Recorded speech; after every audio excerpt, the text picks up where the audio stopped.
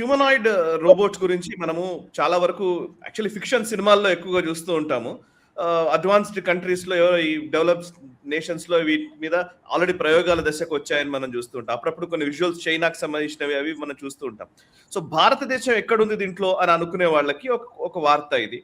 So భారతదేశం ఇప్పుడు మన ఇండియన్ ఆర్మీ ఈ humanoid robots counter terrorism operations కి ఫ్రంట్ లైన్ కాంబాట్ లో వినియోగించే విధంగా హ్యూమనాయిడ్ రోబోట్స్ ని తయారు చేయడానికి ఆల్రెడీ ఒక ప్లాన్ రోడ్ మ్యాప్ వేసుకున్నట్టుగా తెలుస్తోంది. 2050కి టార్గెట్ చేసుకుని మల్టీ ఫేజెస్ లో రకరకాల ఫేజెస్ లో పెట్టి చేయాలనేది ఆలోచన. ఒకసారి ఆ వివరాలు చెప్తారా సార్? ఏంటి అంటే మనం ఇప్పుడే స్టార్ట్ అవుతున్నాము, బట్ ఎస్ చాలా ఇంకా దూరం ప్రయాణించాల్సింది ఉంది, బట్ అట్లీస్ట్ అడుగైతే పడింది అనుకోవాలా, అంతేనా?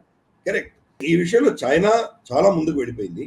వాళ్ళు ఆల్రెడీ చాలా హ్యూమనాయిడ్స్ ని రోబోట్స్ ని ఫ్రంట్ లైన్ లో డిప్లాయ్ చేశారు. వాళ్ళు అంటే వాళ్ళ సైనికులు దెబ్బ తగలకుండా, అంటే వాళ్ళ సైనికులకు ఎటువంటి హాని కలగకుండా వాళ్ళు ఎక్కడ రిస్క్స్ ఉన్నాయో అక్కడ ఈ రోబోట్స్ ని పంపించే దిశగా వాళ్ళు ఆల్రెడీ చాలా ఎక్స్పెరిమెంట్ చేశారు. రోబోటిక్స్ లో చైనా ఈరోజు చాలా ముందుకు వెళ్ళిపోయింది. అఫ్ కోర్స్ వాళ్ళకు జనాభా కూడా తగ్గిపోతుంది కాబట్టి సైనికుడిని రీప్లేస్ చేసే పరిస్థితి వాళ్ళకు ఉంది. మనకు అటువంటి పరిస్థితి లేకపోవచ్చు, కానీ మనం కూడా టెక్నాలజీ పరంగా దాన్ని మనం కౌంటర్ చేయలేదంటే కనుక రేపు అనవసరంగా మన సైనికులు చనిపోయి వాళ్ళ రోబోట్స్ మన మీద పై చేయి సాధించేటువంటి పరిస్థితులు మనం తెచ్చుకోకూడదు. అందుకని ఈరోజు మన ప్రభుత్వము, ఆర్మీ వీళ్ళందరూ నిర్ణయించుకున్నారు హ్యూమనాయిడ్ రోబోటిక్స్ అంటే మనిషిలాగా నడిచేటువంటి రోబోట్స్ లోపలికి వెళ్ళి యుద్ధం చేసే దిశగా మనం దానికి తీర్చిదిద్దాలి, ఫేజెస్ లో చేయాలి అని నిర్ణయించుకున్నాం. 2050కి మొత్తం సైన్యం తయారవ్వాలి అన్నటువంటి ఒక దీంట్లో మనం ఆలోచనలో ఉన్నాం.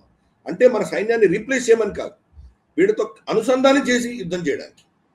దానికి మనకు హ్యూమన్ మషిన్ టీమింగ్ అంటారు, హెచ్ఎంటి, హ్యూమన్ మషిన్ టీమింగ్. ఆకాశంలో మనం చూసాం మ్యాన్డ్ అన్మ్యాన్డ్ టీమింగ్, ఎంఎంటి అంటారు. అంటే మన ఎయిర్ క్రాఫ్ట్స్ లో వెళ్ళేటువంటి పైలట్ వెళ్ళేటువంటి ఫైటర్ జెట్స్ ఒకటైతే తనని సపోర్ట్ చేస్తూ తన ఇన్స్ట్రక్షన్స్, పైలట్ ఇచ్చే ఇన్స్ట్రక్షన్స్ ప్రకారం పనిచేసేటువంటి డ్రోన్స్ ఉన్నాయి, మనకి అన్మ్యాన్డ్ వెహికల్స్ ఉన్నాయి. మనకు ఘాతక్ హెలికాప్టర్ దగ్గర నుంచి తీసుకొని చిన్న క్వాడ్ కాప్టర్స్ దాకా మొత్తం తను హ్యాండిల్ చేయగలడు. కొన్ని వందల డ్రోన్స్ ని హ్యాండిల్ చేయగలడు. వీళ్ళిద్దరూ అనుసంధానం చేసుకుని టీమ్ గా పనిచేస్తారు. అదే భూమి మీద ఈ హ్యూమనాయిడ్స్ మన సైన్యము వీళ్ళిద్దరూ కలిసి అనుసంధానం చేసుకొని యుద్ధం చేసే ప్రోటోకాల్స్ మనం తయారు చేసుకుంటున్నాం. దానికి రోడ్ మ్యాప్ ఆల్రెడీ దాన్ని స్కెచ్ వేసాం మనము. ఏ ఫేజ్ లో ఎలా రావాలి, ఎటువంటివి కావాలి, ఎటువంటి రోబోట్స్ రావాలి, యుద్ధం చేసేటువంటివా, సర్వేలెన్స్ చేసేటువంటివా, లేదా మైన్లను పేల్చడానికి వెళ్ళేటువంటివా, రికగ్నైజెన్స్కి వెళ్ళేటువంటివా, ఇవన్నీ కూడా ప్రోటోకాల్స్ మనం పెట్టుకుంటాం. డిఫరెంట్ ఫేజెస్ లో తీసుకొస్తున్నాం. అంటే మోడర్న్ వార్ఫేర్ లో మనం చైనాకి తీసిపోకూడదన్న ఉద్దేశంతో ముందస్తుగానే ఇటువంటి నిర్ణయాలు తీసుకున్నాం. కాబట్టి అప్పటికి మోదీ గారు ఉండరు, ఎవరు ఉండరు. 2050 అంటే ప్రభుత్వాలు మారిపోతాయి. కానీ ఇప్పుడు తీసుకున్న నిర్ణయం రాబోయే 10-15 సంవత్సరాలు 20 సంవత్సరాల్లో అద్భుతాలు సృష్టించి గుణం చూపించేటువంటి దిశగా ఇప్పుడు నిర్ణయాలు తీసుకుంటున్నాం. గతంలో కాంగ్రెస్ ప్రభుత్వాలు ఇటువంటి కొన్ని నిర్ణయాలు తీసుకొని ఉంటే ఈరోజు మనకి ఇటువంటి పరిస్థితి ఉండేది కాదు. చాలా అంశాల్లో వాళ్ళు జాప్యం చేశారు. మన రోడ్ ఇన్ఫ్రాస్ట్రక్చర్ కావచ్చు, మన టెక్నాలజీ R&Dకి సంబంధించిన విషయాలు కావచ్చు, మన ఇంజన్కి సంబంధించిన విషయాలు కావచ్చు, అన్నీ వాళ్ళు దాటేశారు. కాబట్టి ఈరోజు మనం ఇంత డిలే అయిపోయింది, మనం అంతా వెనకబడి ఉన్నాము. ఈ రోబోటిక్స్ లో కూడా మనం డ్రోన్స్ ఫస్ట్ మన ప్రయారిటీ కాబట్టి డ్రోన్స్ ఒక విధమైనటువంటి కెపాసిటీ బిల్డ్ చేసుకున్నాం. నెక్స్ట్ లెవెల్ రోబోటిక్స్ లో పెడుతున్నాం. కాబట్టి ఫ్యూచరిస్టిక్ ఆలోచనలు కూడా DRDO ప్రభుత్వం చేస్తోంది. చూద్దాం రాబోయే రోజుల్లో ఇది ఏ దిశగా పెడుతుంది, ఎటువంటి టెక్నాలజీస్ వస్తాయి.